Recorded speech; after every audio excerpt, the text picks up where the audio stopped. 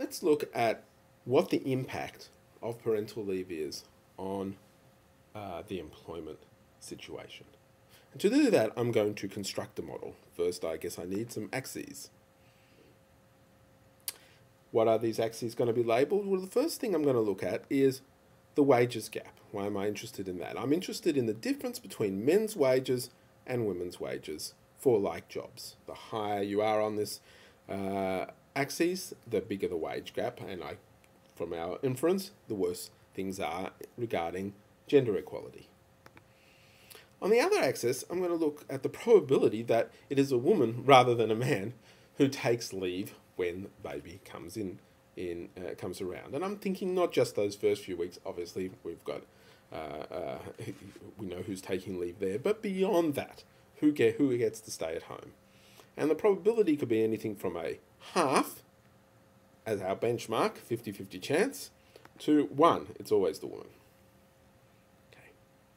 Now, how does the firm's decision relate to these things? The first thing we want to ask is, the firm's doing the setting of the wages for the men and the women. So what happens as the probability that a woman is expected to take leave goes up?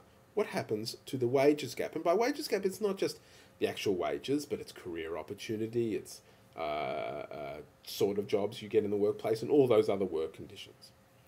Well, from an economist's point of view, it would look the relationship would look a bit like this. An increasing wages gap associated with higher probabilities of women taking leave. That is, the more an employer thinks that a woman rather than a man is going to take leave, the more they're going to place a discount on employing a woman and promoting her career and all of those sorts of things. And that'll occur at a diminishing rate, which is reflected in this line here. What if we flip it over? Because there's another critical decision here as well. There is the household decision. At the household level, people make the decision of who's going to go back to work. Now, there's all sorts of things that fly into that, but let's just think about work conditions and how that relates. All other things being equal, the person who has the better work conditions, especially in terms of income ability, is going to be the person more likely to go back to work. So if I told you that women were earning a lot less than men, who's likely to go back to work? The man. So we have this sort of relationship. As the wage gap widens, the probability that the household chooses to have the woman rather than the man take leave for just pure income household bargaining reasons looks like this. Okay. Now obviously we're going to put these together to work out what the equilibrium situation is, the interaction between what firms do and what households do. One possibility is this. I'm going to call this a no discrimination outcome. You'll notice here that the work line, the probability that a woman takes leave translating in a wages gap, is kind of low. Very low relationship between the two. Very low incidence of which firms and firms are caring about whether it's the woman or man takes leave. They don't care. They can handle it. Doesn't lead to much of a wages gap. In this situation, the equilibrium is in fact where the household and work lines coincide, or here. Right down here at a half. You can, so long as it's the case that employers don't care too much whether a woman takes leave or not, opposed to man, there's not going to be, even if there was a bit of a wage gap, it still could be that in fact you get no discrimination because households are choosing 50-50 who goes back to work, and so worker and in fact it turns out that a woman is no more likely than a man to stay at home. No wages gap. Okay, so that's no discrimination equilibrium. It would be nice if we were in that world. The data tells us something different. That it looks more like this. Okay, that in fact at the equilibrium point where the work decision and the household decision, the work demand for labour decision and the household supply of labour decision interact, there is in fact a positive wage gap and a probability much greater than 1 that women take leave. Okay, this is what we do actually observe in the world. Now I put this here by way of illustration of a model that I'm going to use to illustrate the different effects of alternative parental leave policy. just to bolster the evidence of why we are in that sort of equilibrium rather than the no discrimination equilibrium, just have a look at this chart here of the life cycle of employment rates between men and women by age. You'll notice that between the years of 20 and pretty much 45, there is a large gap between who's employed, men or women. In other words, men are going to work, women are staying at home. Still happening today. This is improving slightly. You can notice an upward trend between 1996 and 2006, but there is still a gap. This is for Australia. Similarly, if we look about who's in paid employment, who's at housework, who's parenting and playing, I guess playing with children is what they used to. That seems a bit disingenuous from that slide that I pulled this from.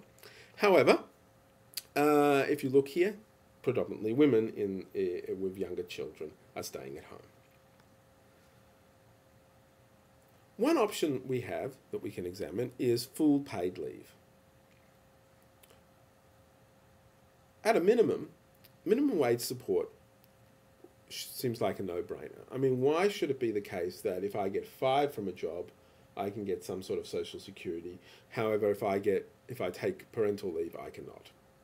Some sort of support at the minimum wage seems like a good form of social insurance and the sort of options we should be allowing for anyway. And I don't think anyone is disagreeing with that. But some of the other proposals that have been put to the Productivity Commission have been for leave on full pay. Think about what that does. In other words, you take your leave and you get your whole pay for that, up to 6 months in some cases. Well then, let me tell you what, you've got strong incentives to take leave. May as well be home with the children rather than at work, you're getting the same pay. Also, there are large private benefits. I mean, you're getting paid for this thing that is accruing to your child, and unless you can argue that the developmental things are enough, that's still a large private benefit there. And there are also incentive issues as well. If I told you you're going to get 100% of your pay when you have a child, when will you choose to have that child and take that 6 months leave? How about when your pay is really, really high? So there's really incentives, because people's wages and salaries grow, to delay childbirth if you put this sort of scheme in place. And I'm not sure that that's such a great idea. And finally, someone's got to pay for this. And it's not going to be the parents, it's going to come from elsewhere. So there is a large cross-subsidy for this thing with large private benefits coming from elsewhere. Okay? And we have to ask ourselves, are the people who are paying that cross-subsidy somehow, even indirectly, getting the benefit from it? What's the evidence in terms of providing paid parental leave and leading to more leave being taken? Okay. One thing is whether you're employed in pregnancy or not. You're far more likely to take return to work if you were employed previously. Okay, so that's the first bit there. And it's also the case that when you've got paid parental leave as opposed to unpaid parental leave, you will.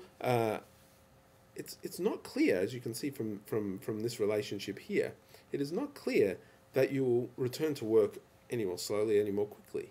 Actually, this is a better one. This one shows that basically, if you're being paid while you're on leave, you're more likely to take that leave for the 9 months and then return at about 12 months. However, if you have a sort of a mixture of paid and unpaid leave, the return to work rate is a lot slower. Ironically, unpaid leave, you return to the work quite quickly too.